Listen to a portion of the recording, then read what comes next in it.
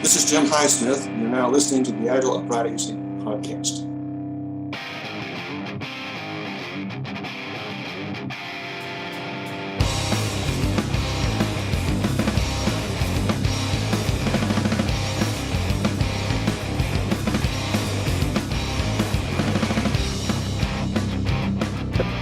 Welcome, folks, to another edition of the Agile Uprising podcast. I'm your host, James Gifford, and tonight we'll be talking to David Horowitz. Big thing in the industry today is, it's actually challenging the Agile Manifesto. If we look at the principles, it reads something like this: the most efficient and effective method of conveying information within a development team is face-to-face conversation. And with corporations moving to an extremely distributed model, I think this has been challenged as the tools and technologies have come online. And another near and dear principle to my heart that we'll be diving into as we work through remote agile will be our favorite principle number 12. And so without further ado, we're going to turn it over to David and let him introduce himself and get this show underway. Great. Thanks so much for having me. Really appreciate it. And I can't wait to talk about both distributed teams and Agile, and then also how to continuously improve. So all these things are very near and dear to my heart as well. And maybe I'll start off by just telling a little bit about my background and story, if that works for you. Sure does.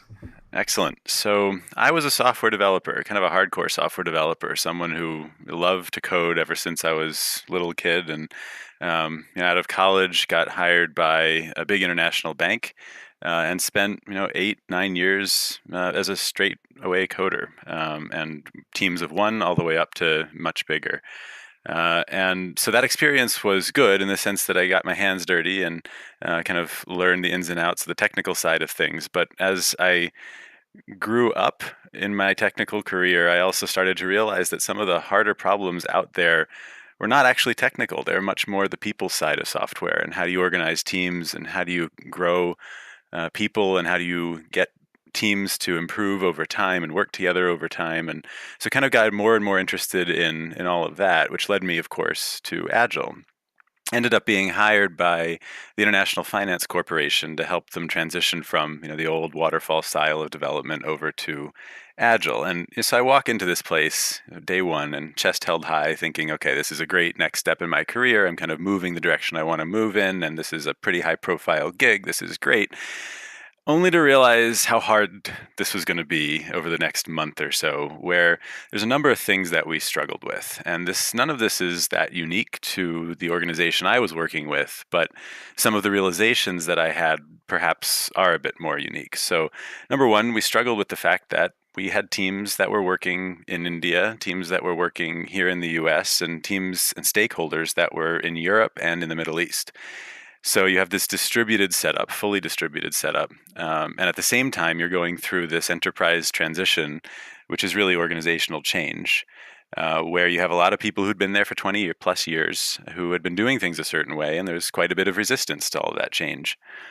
And then on top of that, you're in this situation where as things aren't working out too well, and you're struggling with actually learning and actually getting better, one of the things that you would want to do as a learning organization, as an Agile coach who's come into an organization like this, is to instill the practice of the core of Agile, which is inspecting and adapting your work program and trying to get better as a team. It's the very core of what we're doing. And so, of course, you try to instill the practice of retrospectives, but ultimately, you run into a lot of problems in a distributed setup, which we're going to get to, I hope, much later in this podcast. But we really struggled with these retrospectives, to put it in a short way. And if you struggle with retrospectives, and thereby you struggle with continuous improvement and getting better over time, and I'd ask the question, are you even capable of being Agile in the first place? To me, the kind of the core of Agile is continuous improvement. That's what it's all about, technically, from a product perspective, from a team perspective. And so if your retrospectives aren't effective, then are you Agile in the first place? And so this was the situation that I kind of found myself in, and it led me to a fascination around the fact that enterprises, by and large, these days are distributed, whether it's work from home policies or having multiple campuses or outsourced development, you name it, almost every single enterprise is distributed. The vast majority of software is built in a agile way, or at least companies are trying to become more agile. And at the same time, there's a challenge in running good retrospectives and improving. And so I was fascinated by the intersection of all of this, and figured I couldn't be alone here, and what else is out there. And so that kind of kicked off my interest in retrospectives in a distributed context and at big enterprises, and that kind of led me to eventually jumping off my agile coaching gig and founding my own company called Retrium, which I think we'll get into at a later point as well. That's an awesome background. As a person that was a .NET developer for a long time, my favorite ceremony was the retrospective, and it's so interesting to see so many organizations that if a young team who's not really mature with agile and is kind of getting pressed by the by leadership, that's one of the ceremonies that just often gets just dropped on the floor or cut. You can't plan the next. I can drop that because it doesn't require me to keep it. It's not the ceremony that keeps the work moving. So, it's just so funny that the retrospective is kind of what falls on the floor. And I'd like to hear your thoughts on why it is the most important in your eyes, and why are they so hard to do them effectively? I definitely deal with a lot of the workplace that I'm in is even that it's local here in Wilmington, we have a large number of definitely Asia area of the world folks in our development organization, and maybe you can get into some of those interesting aspects dealing with culture around retrospectives as too. Yeah, those are some very important questions, and this is stuff that keeps me up at night. There's no easy answers, but I'd like to start with the first question you asked, which is why are retrospectives so important? And in fact, in my opinion, I've been asked before, if you were stuck on a desert island and you could only bring one agile technique with you, which one would it be? And without any hesitation at all, every single time I'd say the retrospective. And to a lot of people who are perhaps newer to agile, that might be surprising, right? Especially if you come from, let's say, trying to implement a Scrum work program at your company, and you see all these different ceremonies that you're supposed to be doing as an agile team, from sprint planning to backlog refinement to sprint review and everything in between. And then there's the retrospective. Why that one? And to me, it gets back to what agile really is all about. And agile, in just two words, if I had to define it in just two words, is continuous improvement. That's it in a nutshell. And frankly, if you're doing Scrum or you're not, if you're doing XP or you're not, if you're doing Kanban or you're not, or something completely made up that works for you, it's homegrown, as long as you're continuously improving, in my mind, that's agile. But it's next to impossible to do that if you aren't taking time out on a periodic and regular basis to inspect how you're working as a team and to adapt and to get better. And so it's amazing to me that all of these teams, they say, okay, we're going to adopt Scrum now. And so they go and they do all of these ceremonies and they say, look, we're doing agile, right? But when it comes time for the retrospective, there's no time for that. There's no time for that. We have time for everything else, but the retrospective, no, it's not going to happen. And maybe that's internal to the team. There's lack of engagement. Sometimes software developers, sometimes, techies stereotypically, and I think I can say this because I was one and still am one at heart, can say the in quotes soft skills are the things that are not as important as the hard skills, the technical ones. And so the retrospective, we don't want to do that. We don't see the value there.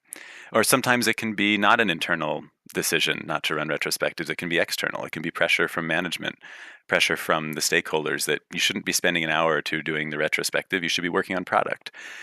To which I say, well, let's imagine we have some sort of cart and horse that's pulling the cart going across a road, and the axle, the wheel breaks in the cart, and you still need to get to your destination, right? And you have two options. So one is, okay, well, we're not going to actually fix the problem. We're not going to fix the wheel or the axle. We're going to get out and just push this thing, because now it's not working anymore. We're going to pick it up with all our muscle strength and just push it and pull it across the road. And eventually we'll get to our destination.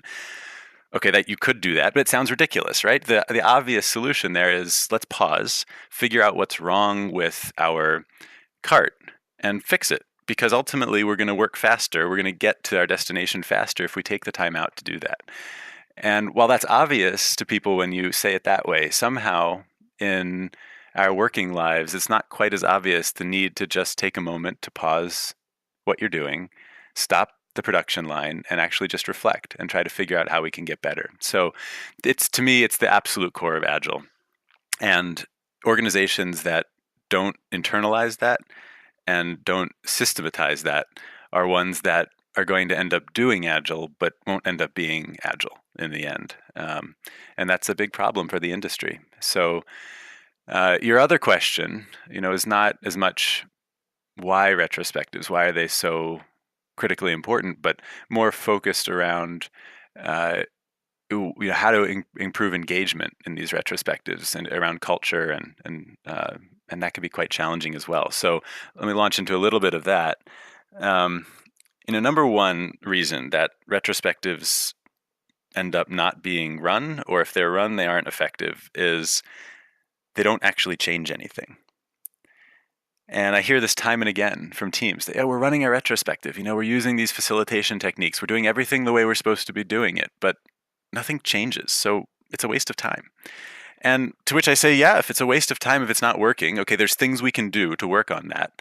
But if it's a complete waste of time and you're forcing people to run these retrospectives and to participate in these retrospectives, well, that's not going to work. Whoever wanted to be forced to do something? And if you're forced to do it, are you really going to care? No. So retrospectives have got to be more of a bottom-up, law of 2 feet type of thing. I'm using my 2 feet to go to the retrospective because I want to be there, not because it's a checklist item. And so that's great in theory, but how do you get there? And the easiest answer to me is, well, you need to have a retrospective that ends up with a clear win, a clear victory for the team, for the organization. It shows some clear productivity gain. So, you run these retrospectives and you might identify 1 to 10 problems that you want to solve, and you come up with, any number of potential action items to try to go ahead and improve. But when you list out these things and then you go back and you have to start building product again, somehow they end up not being focused on, at least in my experience. And when you don't focus on them, they're not going to change, of course. So, the biggest tip that I can give to get your team going with retrospectives is to limit the scope of the early retrospectives you're running with your team. Limit the scope so you're only talking about the number one problem that your team's facing. And then find the number one potential solution that you could try to introduce to your team, to your organization, that could help make improvements and fix that problem. Because if you focus just on one thing, you're more likely to actually accomplish something. And if, as opposed to being focused on 10, 20 problems and it turning into some sort of session where everyone's just complaining about everything they can think of, frankly, nothing's going to get done. I find it hard enough to change anything about my life, let alone 10 to 20 things at a time. So run retrospectives. They're the core of Agile. And if you can't figure out how to make them effective, limit their scope to start with. And I think that's the best way to get up and running. That's awesome, and that's what I ended up having to do early on, trying to get some teams engaged, and it is funny that most retros and most of the teams that I end up coaching these days, one of their biggest problems is the fact that they never come out of those retrospectives with an actionable item, one single actionable item to even work on, and ironically a lot. They're in the current organization that we're working in, a lot of the things that are plaguing the team are totally out of their control. And so, getting into those, areas of getting the team to focus and not just focus on the organization is the problem, not the team. there are things that they could be doing to actually um, to improve, but that their sole focus and um, just becomes that complaining session about the organization. That happens all the time because no matter where you work, whether it's a small startup or a big enterprise or a nonprofit or government, there are constraints to your system. And it's what Diana Larson in her book about agile retrospectives, and Esther Derby also, both of them talk about this as the soup. I love the term the soup. It's just something that's there and it's everywhere and there's really nothing you can do about it. It's just part of where you work. And the thing is, that's normal. That's okay. And teams in retrospectives bring up these organizational artifacts, the soup, all the time. And what I do when that happens is I don't try to redirect the conversation. I don't try to say, no, we don't want to talk about the organization right now because we can't fix that. Just jot it up, jot it on a piece of paper somewhere, ideally something that's big and visible, and say, okay, as a team, we are identifying that this is a constraint. This is something that's just the reality of working here. And we recognize and accept that this is true. We recognize and accept that there's really not much we can do about it, but it's here. And the advantage of that is next time when you run the retrospective, you're still going to have that big poster, that big visible poster board about all the things that are just in the soup for wherever you work. And if it comes up again, you can just do one simple thing, which is point at it silently. But during the conversation, as the facilitator, just point at it. Say, look, you're right, but we already talked about this. So let's focus on things that we either can control or things that we can influence rather than the things that are just there that we can't really do much about.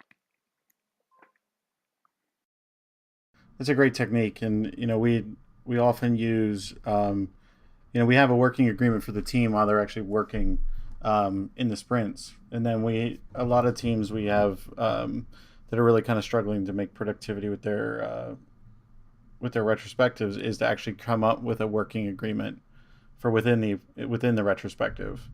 You know, heaven forbid that they forget that it's Vegas, and and all kind of bad things come leaking out of that session. So I don't know if you've had experience using different kind of working agreements as part of the retro session or retrospective process. Usually, working agreements to me tend to be more organic. I know a lot of people recommend coming up with working agreements ahead of time to make sure that everyone's on the same page before you even start working on the project or before you run your first retrospective. And that might work for you and that might work for your team. It's never quite fit into my personality or my style. And that's largely because I don't know what the working agreement should be ahead of time. It's very hard for me to know until I start working on with a team. Every team's different. Every organization is different. And so usually what we'll do is just, okay, start running the retrospective, start working with the team. And as things start to appear in a natural way, it'll become obvious what those working agreements should be.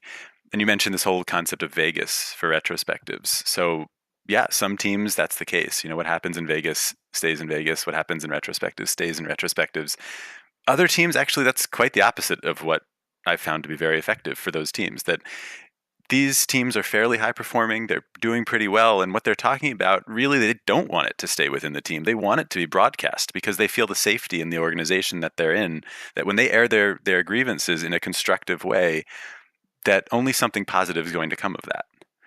But it depends on the team, right? It depends on the setup, the culture of the company. And so rather than ahead of time saying, here's our working agreements, this is what we're going to do, let it kind of evolve over time. I found that to be the most effective approach. Cool. Definitely. So this has kind of been a hot button around the Agile Uprising Coalition and some Twitter lately, but metrics.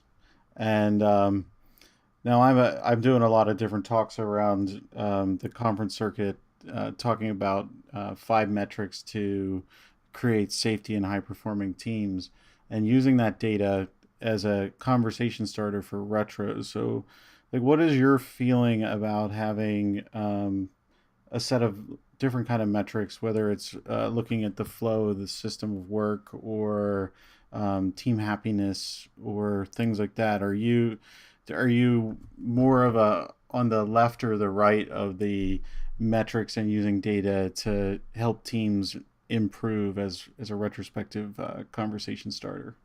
Yeah, this is a very hot topic right now. And oh boy, there's kind of 2 answers I'd give here. So, number one is, to me, metrics are great as input to retrospectives.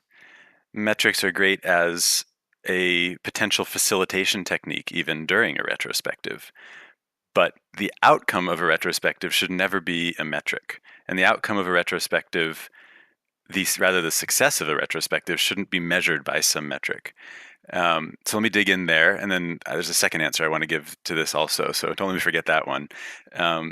Okay, inputs to retrospectives. So there's a lot of data that we gather during the course of a sprint or an iteration.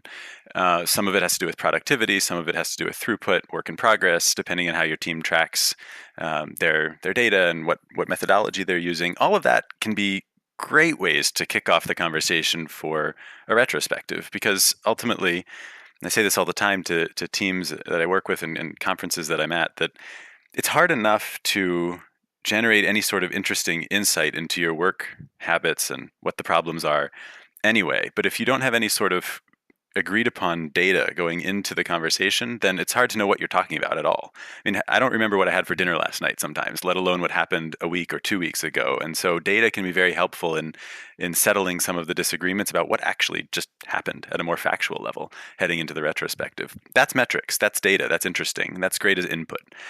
And then during the retrospective, metrics can be great also. So one technique that I love has to do with this spider diagram, where you might ask your team 5, 6, 7, 8 different questions about how they're doing, how they think they're doing. And you ask each person individually to think to themselves.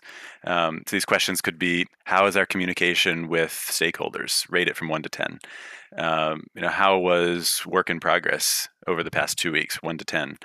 How is quality of this iteration? 1 to 10. And you ask everyone to rate individually for each of these questions. And then you aggregate that data and you can build a spider graph. So you can see at a team level how we're doing. And this sort of technique to help facilitate the conversation in the retrospective is fantastic. It's a wonderful way of picking up on disagreements between people, right? If one person says we're 1 on communication and someone else says 10, well, that's a great thing to dive into for the retrospective, and it's a metric. So that's fantastic. You mentioned happiness index. So again, happiness index of asking your team 1 to 10, how did the sprint go? Or 1 to 10, how did anything go for that matter over the past 2 weeks, past month, past year? It doesn't make a difference. That's all fantastic, but it's all inputs and it's all part of the facilitation of the retrospective. The problem that I have is when teams start and organizations start encouraging judging the effectiveness of retrospectives via a metric. And this gets back to what's the purpose of a retrospective in the first place? To me, there's a lot of people say, well, the purpose of the retrospective is to come up with these action items and to try to introduce change. And actually, I disagree with that statement. To me, the purpose of a retrospective is to learn. And learning is something that is not something you can judge by a metric. So if at the end of the retrospective, you don't come up with an action item, something you're going to change, but instead you come up with something you've learned for the team, that's a success in my mind. That's something that you've now leveled up your game because there's a common understanding around a learning. Now, a learning, of course, can also be a problem that you're experiencing in a potential action item, but doesn't necessarily have to be. And so how would you make that into a metric? It's unclear to me. And even if you could, I'm not sure it would be a good idea. But there's a problem here, kind of a hidden problem, which is that if we're going to encourage organizations to emphasize how critical retrospectives are, and I think it's important to do that because they are, again, the core of everything we're doing in Agile, then typically most big organizations care a lot about metrics, especially at the senior level. So what they're looking for in judging how Agile is going, for better or worse, and I'm just stating how it is, I'm not stating whether this is good or bad, they're looking at metrics and they want to see those metrics improving over time. And if you have no way of rolling up your retrospectives to that level, to a well-defined metric that senior management can understand, it might be harder to get the message across that retrospectives are of critical importance to this work program, this work process, this system, the way that we're doing things inside the company these days. And that to me is the holdup. So how do you merge the divide there? How do you, at a team level, say, well, we don't need metrics to judge our retrospectives, but at the organizational level, emphasize their unique importance to Agile? And I don't have a good answer to this yet. It's something I'm really curious about and something I'm thinking a lot about. but don't have any solutions at this point to that, other than to say very open to talking to anyone who might have some insights there.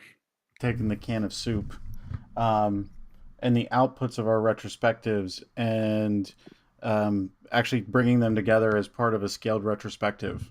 So we have at this organization that we have roughly 65 Scrum teams now at this point, um, and we aggregate over, basically a 4 sprint period, retrospective items that are part of that soup, as we kind of talked about earlier, and we bring that to the leadership and present that to them as, here are things that you need to fix to hold back, that are holding back the teams from delivering.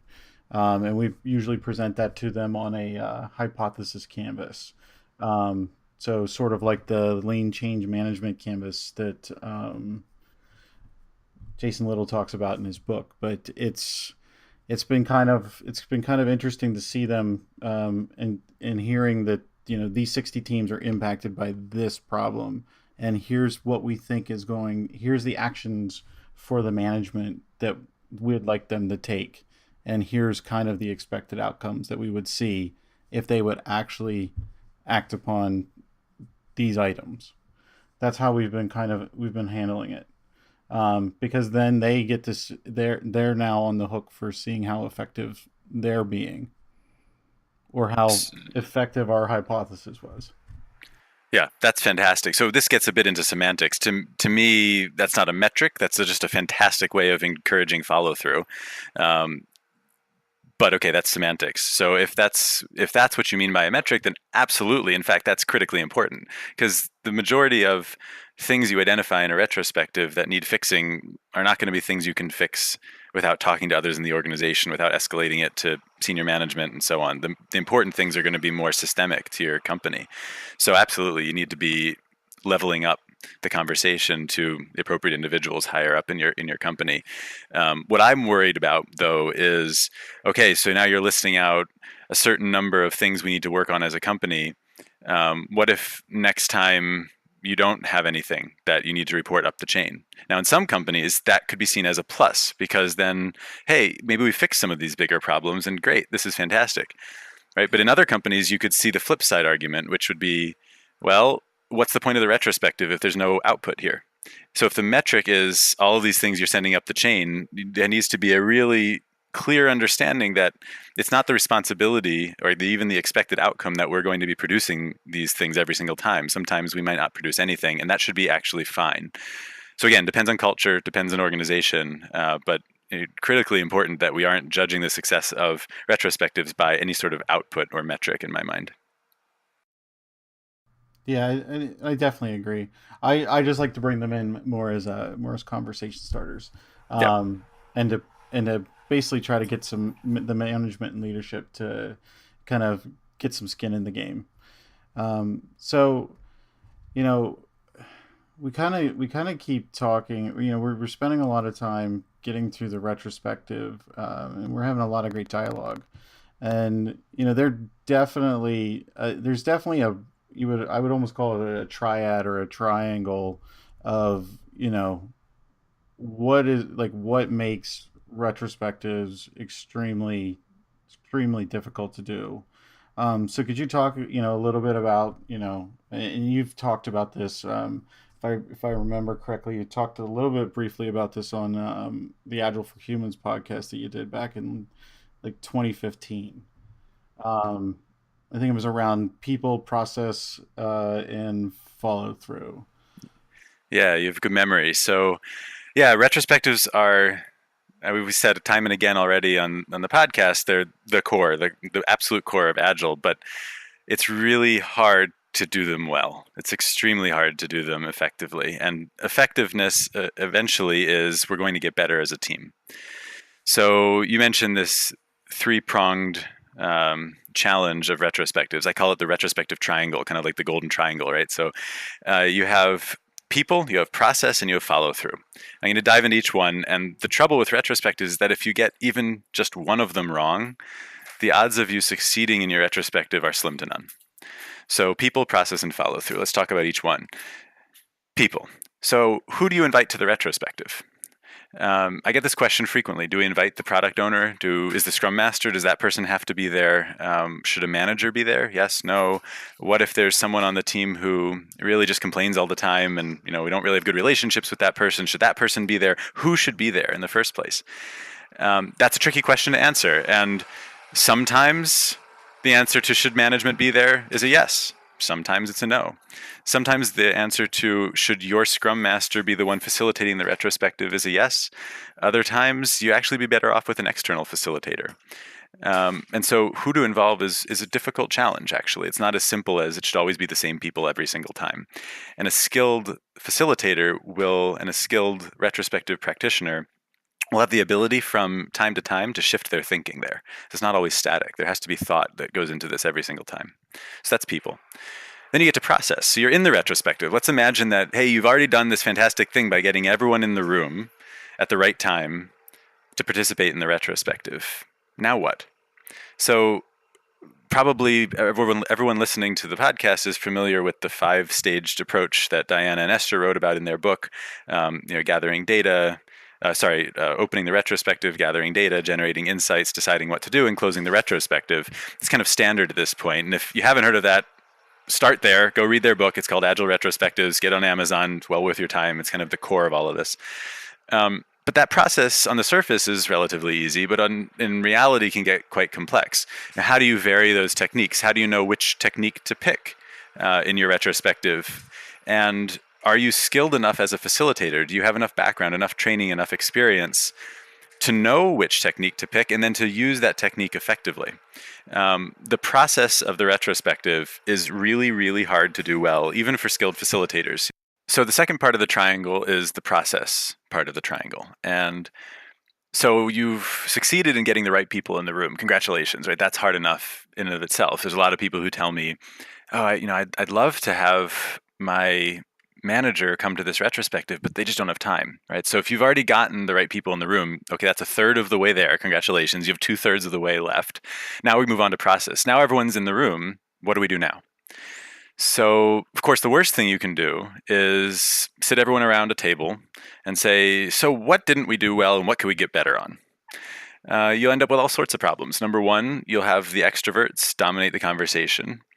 Number two, that has been proven time and again by all sorts of academic literature out there to not work. Brainstorming, the traditional form of brainstorming, where people just spit out ideas, it just doesn't work. You end up with groupthink and so on. There's a whole talk I could give around that.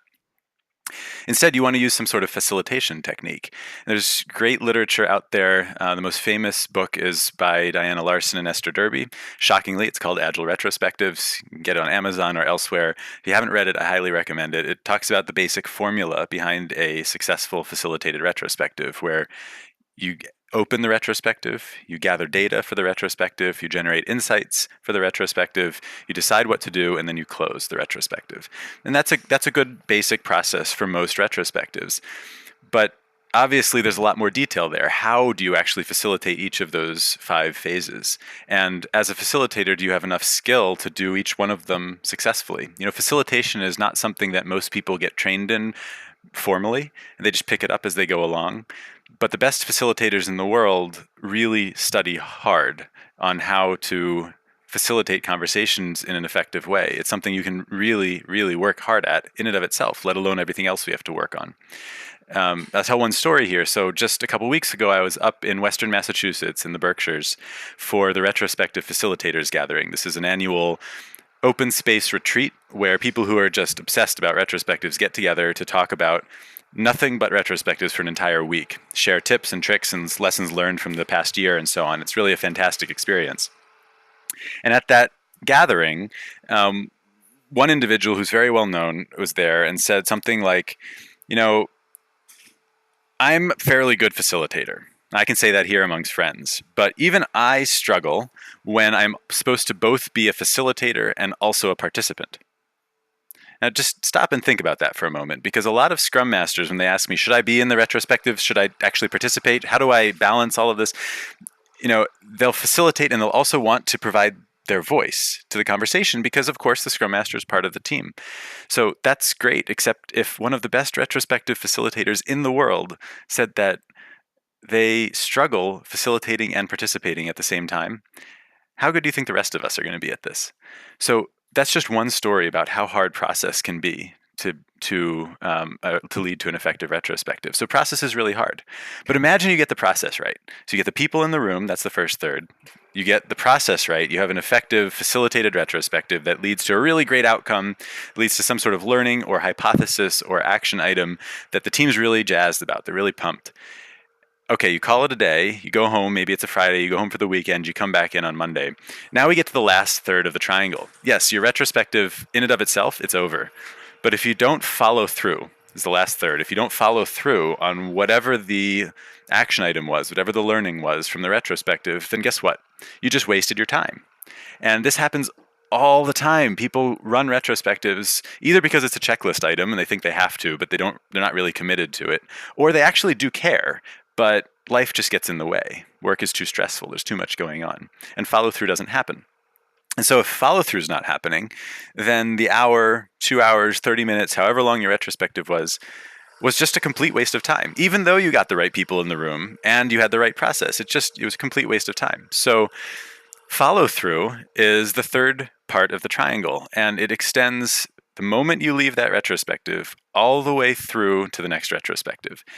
And if you aren't doing things to actively encourage follow through, for example, action items should be owned by one or more people on your team. Someone should say, yeah, I care so much about that. I volunteer to shepherd that change through to make sure that we actually achieve something. That's one way of encouraging follow through. Another way of encouraging follow through is, again, the big visibility concept, the information radiator concept. If there's something you really want to change in your team, make it really big and really physical and really obvious, not just to your team, but to your organization, that this is something we want to change. Send out an email, blast out that email for all I care. Really push this through. Try to follow through on this thing. It's another way, making it big and visible. The trouble is that none of these things are easy, and it's far too easy to just let this stuff fall by the wayside. Even I struggle with this all the time with my teams. And so this is the retrospective triangle: the people, the process, and the follow through. And unlike most things in Agile and most things in Scrum, if you get anything wrong there, it is just not going to work. So let me give one example there, and then we can move on from this topic. But let's just give an example where you get the right people in the room and you're following through, but you didn't have the right process during the retrospective. Why is that a failure? Well, you might be following through on something, but without following a good facilitation practice for your process, then likely you're not following through on the right thing. And that's just one example of how you can really mess up with this triangle concept. So keep that in mind as you're working through your retrospectives. I could definitely see how, even like that, this is going to be hard enough to, retrospectives are hard enough to do when we're, I'm sitting with the team. We're all in the same building. We have a co-located space. So, I mean, I could see how the retro triangle could even fall apart, or be even more difficult to keep kind of in alignment, or um, when we're dealing with remote teams in a remote or distributed, or you know very whatever definition it is, because the definition of remote agile or distributed agile or dispersed agile, is just becoming so muddy today. um, you know how are we to kind of bring these retrospective techniques into our remote teams? I mean, this is something that is definitely, I've struggled with early on, in my coaching career, and honestly, I'm probably not super awesome at it now. But I want to say it's one of my weak links. It and it took me a long time to kind of start to really dive into the remote agile, and understand all the cultural aspects, all the different kind of tools that are needed. Um, and kind of, if I went back to that podcast you did with Agile for Humans, there was a lot of inspirational things in 2015 that came out of that cast, that kind of changed my perspective and kind of got me going in a different direction. So I thank you for that. Um, and so, like, with that, why don't we kind of shift gears and kind of give our audience, a little bit of flavor of what remote agile is, and kind of tangent a bit down that path, because there's a whole lot of different kind of tools that are available to help this out. I know you helped contribute to. I want to say his last name is Gonclaves, but his first name is Luis. He's over in Germany. You helped definitely contribute some information to some of his writings. So it'd be really interesting to see kind of you take us down the remote agile rabbit hole and tying it back to our oh so important retrospective. Yeah, you're gonna kill me, but I've got to go. I've got to start at least with terminology, because language matters, and so everyone's talking remote, distributed, dispersed. What is this? It does matter to a certain extent. So I have to start there, and then we'll dive into other topics around all of this. But first of all, the word remote to me, if you're calling your team remote, you've already lost, in my opinion, because remote. If you think about the definition of the word, remote means far away. It means distant, right? And if you feel that the people who are not physically next to you are remote, then it probably doesn't matter what else you do, you've already lost. So changing the language away from, getting me in my soapbox here, but changing the language away from remote to distributed, we're physically distributed from each other, to me is a step in the right direction, and starts treating us as a team that just happens to be in different physical locations as opposed to remote individuals. So, okay, with that out of my system, how do you actually go about succeeding with distributed or dispersed agile teams?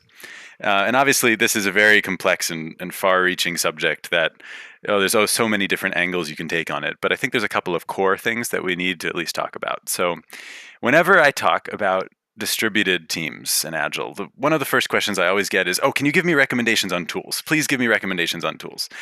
And okay, I have my opinions on which tools are good for me and my teams and which tools aren't so great for me and my teams. But ultimately, tools are necessary, not sufficient.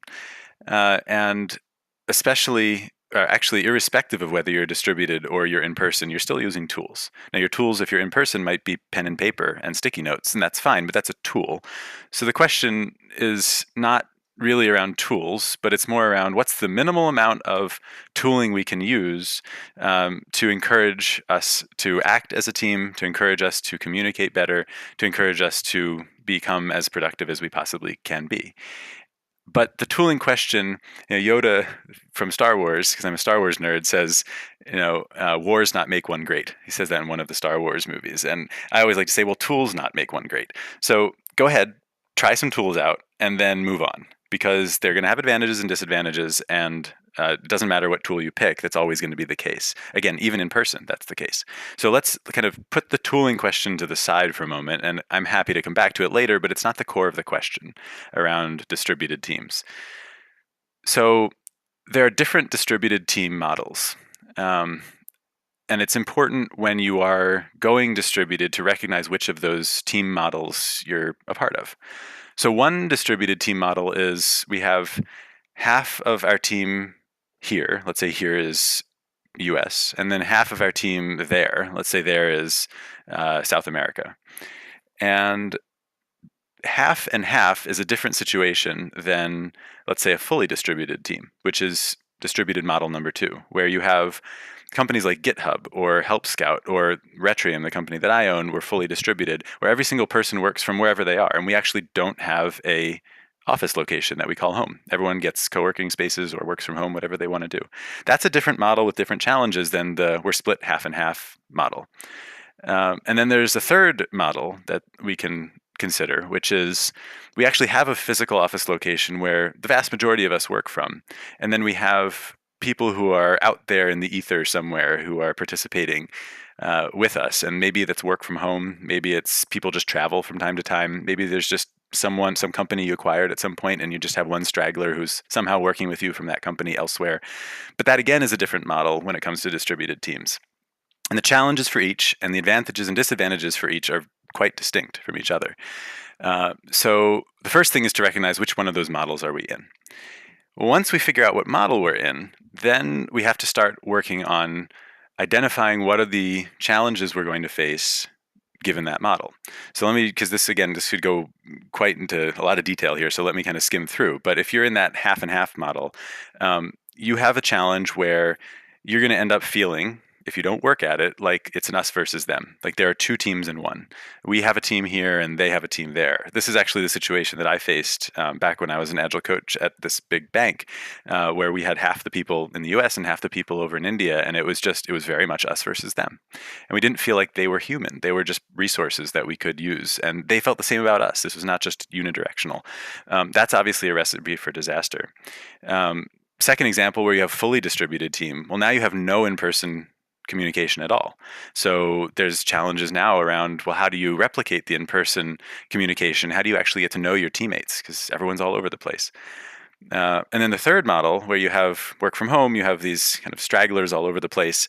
Now you have the problem where they're going to feel likely, if you don't work at it, that they are independent of the actual team and only them. So if you have a 15-person team and 14 people are together and one person's not, someone's going to feel like they don't have a voice in the room unless you work at it. So identifying those problems is critical. But ultimately, it all comes down to, how can we get to know each other so that we feel connected to one another and treat each other as humans that we are, we're all people, so that we can work together better? That's ultimately the fundamental question. And in the end, what I've concluded for the teams that I've worked with is that distributed work has a lot of advantages. You can hire the best people regardless of where they are, amongst many other advantages. But no matter what, you need to get in person from time to time. And so at my company, we have twice a year, we have retreats where we just get together. We don't really work. We kind of just hang out. We have a fun time. The goal is not to accomplish anything tangible, but instead just, let's talk about nothing and everything, as long as it's not work, right? Let's talk about the movies. Let's talk about our passions, our families, our vacations. It doesn't matter. It gives us the ability to connect with each other on a deeper level. And one of the reasons that that doesn't happen for distributed teams as naturally is that if you're in person, there's a lot of arbitrary random conversation that happens kind of spur of the moment. Maybe you bump into someone at the proverbial office cooler, or maybe you're just grabbing lunch with someone and you just chat about something. Those random interactions that are so natural when you're in person don't happen so well when you're distributed. In fact, we call it intentional randomness, where we're trying to create randomness intentionally to encourage the interpersonal relationships to build in a better way on our distributed team. So regardless of which setup you're in, you have to come up with ways of trying to fix that. Because in the end, the Agile Manifesto talks about face-to-face communication. To me, face-to-face can also be distributed. This is my interpretation of that. Face-to-face just means get your video chat on and meet. You're now face-to-face. You're talking to each other as people and get to know each other so that you're treating each other in a way that instills respect and encourages collaboration on your team. So at a broad level, that's kind of where I'd start with any distributed team, regardless of which model you're in. Yes, it's very important. And the Agile Uprising board is a completely distributed group of folks. And the weird thing that kind of links us all together is our Slack, and some of the open channels that we have for just shenanigans or music, or some of those fundamental, like, just kind of chit chatty kind of things where you can actually start to talk about those relationships. It was one of the things that I've worked at several large financial institutions, um, and it and when you're dealing with some of the folks that are located in India, even, and it kind of relates to the board members here, it's actually putting in that quality time. Even though it's text based and you're going back and forth, asking somebody about how their family is doing, and starting to build those bonds through some level of communication. And it's that you have to definitely go out of your way to kind of do that. um, and it's even the most introverted people that I've worked with will eventually, there is something that you will eventually find that you kind of are able to open up with. So um, connectedness and interactions are kind of the thing that makes this remote agile stuff work. So, like, what are some of your favorite kind of techniques around building relationship building, um, to kind of start drawing people together to kind of build a almost a pseudo family kind of feel that in-person teams can really easily build. Yeah. So step one is getting the right people on the boat in the first place. Um, a lot of companies go at this from the wrong angle in my mind, which is we're going remote, we're going distributed to save money. Because we're not going to have to rent as much office space, or we're going to do outsourcing, and that's going to save us money. And it, frankly, from my perspective, if that's your motivation for going distributed, you've already lost.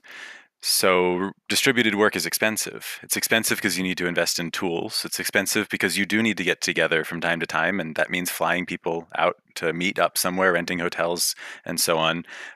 There's also cost in terms of if there's not much time zone overlap, then people probably going to have to stay up late overnight or wake up really early in the morning sometimes to be able to have overlapping work hours. And there's a cost in terms of the people there and drain. There's a lot of cost around distributed work. And so, starting from saving money is probably the wrong place. And instead, the better place to start from is some people are great at working in a co-located way, right? They want the ping pong table for startups, or maybe they just want the office environment for more corporate setups. And some people are actually great at working distributed. And so those people, maybe they're parents and they want to reduce their commuting times. There's lots of different reasons why you might be good at working distributed, but there are certain personality traits that we look for that will help encourage and help ensure that the right person is going to be the one who's joining the team as opposed to just an arbitrary person. So an example there is you have to want to over communicate. So you can be introverted. There's nothing wrong there. But you have to make sure if you're introverted that you're intentionally trying to come out of your shell a bit and interact with your team on a personal level, kind of like what you hinted at before. And also, if you're extroverted, it's possible to be too extroverted for a distributed team because you're more by yourself on a physical basis. And also, you might crave that interaction with other people. And so you might just hit video chat with people too often and kind of interrupt their workflow. So there's this kind of somewhere in the middle, not too introverted, not too extroverted. That's a good match for distributed teams. So, okay, we're going to try to hire the right people. And then once we've done that, what can we do to keep the momentum going to make sure that we actually have a good setup here? So we've come up with a couple of kind of interesting ideas. So one of the ones that we really like, and this was feedback from one of our sales guys in our company actually, who said, when I'm co-located, one thing that I do is if I'm going to go grab lunch or grab a coffee, I'll probably just tap someone on the shoulder and say, hey, I'm going to grab that sandwich down the road. Do you want to come with me? And sometimes they will, sometimes they won't, but you end up doing these lunches together or coffees together with people. But when you're distributed, you can't do that. Quite literally. So what do? So what we've come across, and this is kind of fun, is we do virtual lunches where, I might say, hey guys, I'm going to go down the street, grab that sandwich. I'm going to come back to my desk and spawn up a video chat and send you guys a link. And if anyone wants to join me, feel free.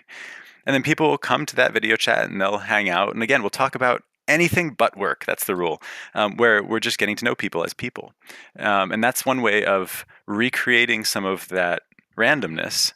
And I used the term intentional randomness before. This is a classic example of that. We are intentionally creating randomness to try to encourage that human interaction that you otherwise would lack. So that's one way that we try to encourage teams to work better together when they're distributed. Another thing is we talked a little bit about team charters and working agreements earlier on. And certainly that becomes important for distributed teams. So there are some teams who love video, and all they want to do is turn on video for every single chat that they ever have with anybody.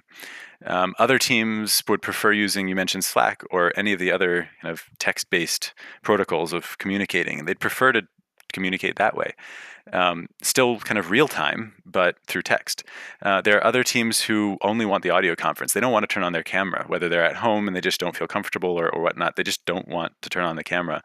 There are other teams who prefer kind of adding back some documentation into the system. Hopefully not too much, right? But just enough to get the message across. So it's less the real-time text-based communication and more, we're just going to create some documents to catalog what we're doing here, to hand off to other people in the team. But whatever style of communication you come up with, there needs to be some sort of agreement amongst the team that this is how we're going to communicate. Because otherwise you have Discord, right? You have somebody who wants to video chat all the time and someone else who just wants to chat on Slack, and then what do? Whereas if you're in person, you just kind of lean over and say, "Hey, what's up? Let's chat." So there's just more of a natural way of doing that. The means of communication are not as much in flux if you're co-located. So the other tip I'd have then is figure out what that is for you, and don't force anything on your team. So this is something I hear all the time and someone will say, "If only we could do video, I'd feel so much more connected to everyone else." But for whatever reason, nobody else in the team wants to do video. Well, you could try to force it on them, but they might resent that, and people don't like being forced to do things. Instead, you might not turn on video and try to work within the system and work within the preferences that your teammates have. But you need to come up with some sort of an agreement there. So those are just two examples: virtual lunches and the working agreements around modes of communication that I'd recommend for any distributed team, really.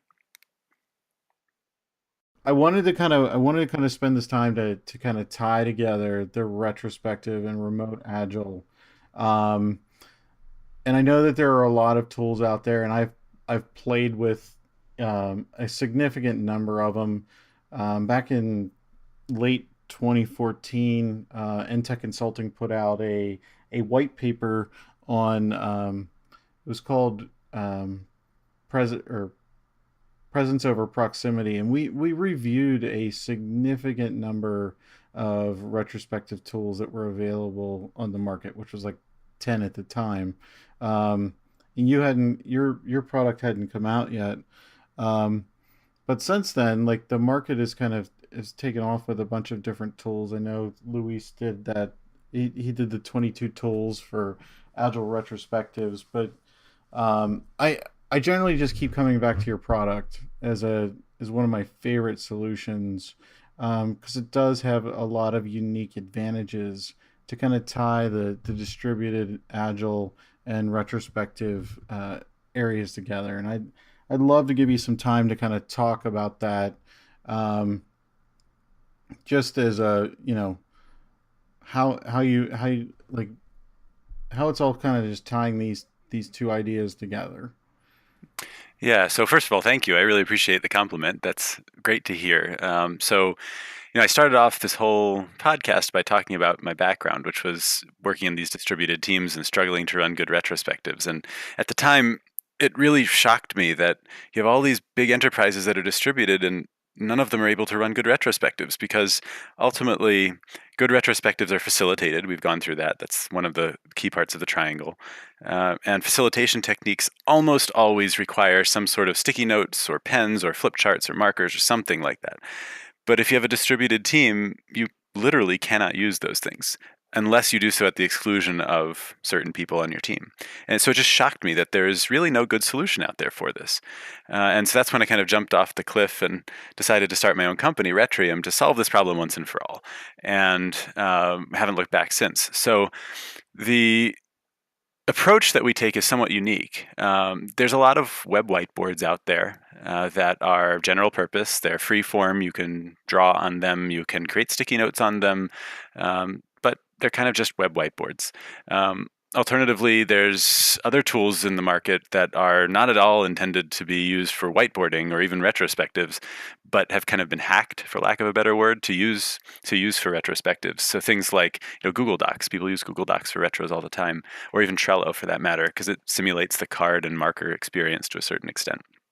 So that's one half of the market. And then there's the other half of the market, which are tools that are highly specific to retrospectives. But they tend to be fairly limited. So you might have a tool that allows you to do mad, sad, glad retrospectives, and they allow you to put sticky notes up in those columns, and maybe there's even some form of dot voting there. But that's kind of it. That's all they really let you do. And most of these tools are either free or open source, which is great for certain teams. That's fantastic. But for a lot of enterprises, you just are going to be blocked. You're not going to be allowed to use them for security reasons and other reasons.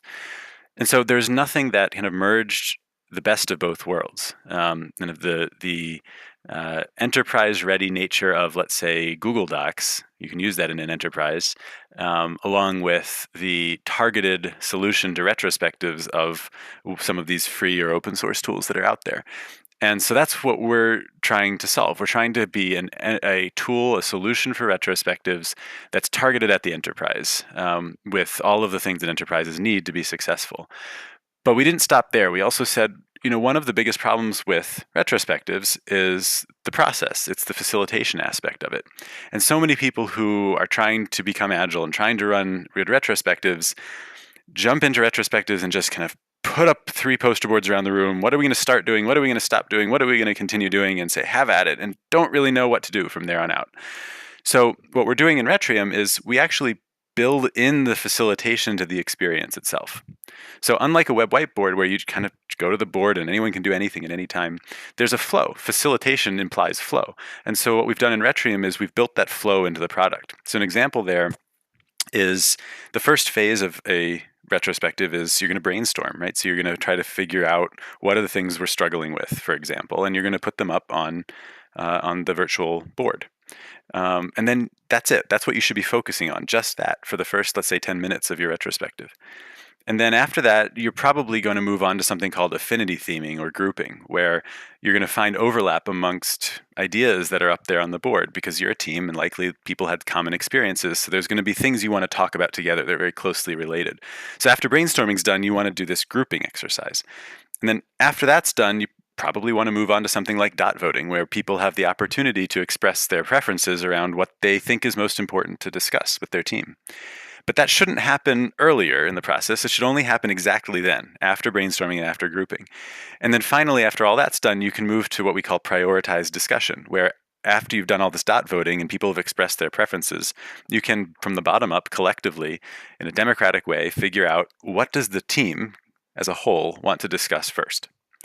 And what we do for you in Retrium is we guide you through that flow. We guide you through that facilitated process so that you don't have to be trained in facilitation. You don't have to be trained in retrospective techniques to actually run a good facilitated retrospective anymore. It democratizes the access to facilitation techniques out there in the market. And that's something that I'm really passionate about because of how critically important it is. And then there's one last thing I'll say about it, which is the engagement piece. So retrospectives are hard enough to be engaging when they're in person. But once you add that distributed component to it, it becomes significantly more complicated. I mean, I get distracted all the time by my computer. Right? Emails come up, Slack messages come up. So if I'm supposed to be engaged with a retrospective and I'm participating in a distributed way, it better be an engaging experience, or I'm just going to space out. And so Retrium has some features that are built in to try to keep the experience as engaging as possible, primarily by encouraging certain actions at certain times, and by encouraging a real-time feel to the application such that it mimics the in-person experience around retrospectives as much as possible. And that, in a nutshell, is our approach. And it's very different from anything else in the market, and something that we hope enterprises are finding effective as they try to enable this continuous improvement process in their organization. That you nailed it. It's just always been interesting. Did you guys always start out as with the goal of the enterprise, or was this did you make that pivot at some point? Yeah, that's a good question. That was a pivot. So the product itself, the facilitated flow, that was all the original idea. We haven't had to pivot that one. People seem to like it. But focusing on the enterprise, that was definitely something that we discovered as we went along. That's awesome. Well, I think we're just to be respective of your time. We could definitely talk for hours on this, and I think we barely scratched the surface of both topics. So, definitely going to invite you back for a panel discussion, and we can go a little deeper into the retrospective realms and remote agile. But so, just kind of in the being respective of your time box, is there anything that if the listeners want to continue the conversation with you, how are we gonna how would you like to how can we how would you like them to contact you? Yeah, if you can't tell, I just love this stuff. I think about it 24/7, almost literally. I'm up at 3 a.m. a lot of times thinking about all this. So absolutely happy to talk with anyone, whether it's about distributed agile or about retrospectives or Retrium or any combination of the three. I'm very happy to do so, and even happy to offer some amount of my time to help coach you along if you need some advice on any of these topics. So, how to contact me? Email is david@retrium.com, retrium.com, or you can contact me on Twitter. So I'm DS_Horowitz on Twitter. And either way, I'll get back to you as soon as I can. Cool. And if they want to follow Retrium for updates on online or on Twitter. Yep. So we're Retrium HQ. Unfortunately, Retrium was taken a long time ago. It's an inactive Twitter account, but we are Retrium HQ on Twitter. Well, thank you so much, David. And if you guys want to get a hold of me, I'm at Scrimando on Twitter. I have a blog that's at scrimando.com. And you can find me on the Agile Uprising at Scrimando. There's a trend there. So if you're a first time listener and you're just finding this podcast randomly, go check us out at coalition.agileuprising.com and join the online community that we have. And David, just thank you again, and look forward to another couple shows, man. Awesome. It was a lot of fun. Really appreciate it.